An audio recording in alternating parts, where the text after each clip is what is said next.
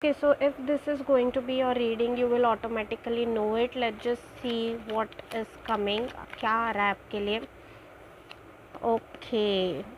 So basically आप में से कोई जिससे भी ये रेजोनेट हो रहा है, इट्स अ कलेक्टिव रीडिंग. आपसे अगर रेजोनेट हो रहा है तो ही आपको लेना है, अगर नहीं हो रहा है तो छोड़ देना है. ओके, सो बेसिकली आप बहुत ही डिस्कनेक्टेड फील कर रहे हो अपने ऑथेंटिक सेल्फ के साथ. ठीक है, आप दूसरों के ऊपर इतने ज़्यादा रिलाई कर रहे हो, इतने ज़्यादा डिपेंड कर रहे हो, दूसरों को इम्प्रेस करने के लिए अपना खुद का ऑथेंटिक सेल्फ भूल जाना.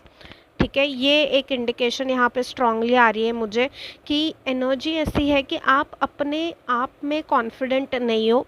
ठीक है, आपको कोई ना कोई बार बार चाहिए अपनी लाइफ में. आप इंडिपेंडेंटली फंक्शन नहीं कर सकते. ठीक है, क्योंकि आपने अपने कॉन्फिडेंस की चाबी, अपने सेल्फ वर्थ की चाबी किसी और के हाथ में दे के रखी हुई है. तो उनके डिसीजंस, उनकी कही हुई बातें, उनके एडवाइसेस के बिना आप फंक्शन नहीं कर पाते. ठीक है, तो आपने अपना जो एक्चुअल सेल्फ है ना कहीं वो दबा के रखा है. ठीक है, आपने कहीं ना कहीं अपने ऑथेंटिक सेल्फ को दबा के रखा है.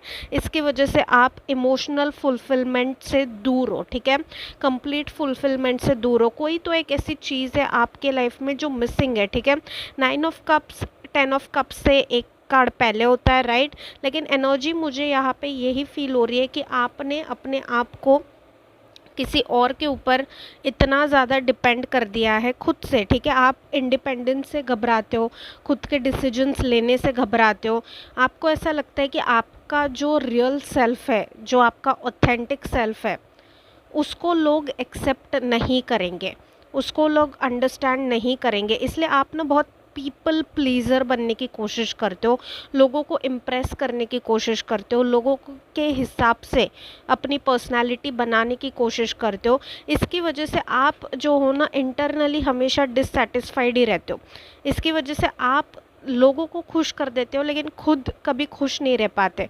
आपको हमेशा एक डिससेटिस्फैक्शन रहता है, आपको हमेशा एक कंप्लेंट रहती है, एक हमेशा मेंटल पीस आपका डिस्टर्ब्ड रहता है, क्योंकि आप अपने ऑथेंटिक सेल्फ के साथ कंफर्टेबल ही नहीं हो.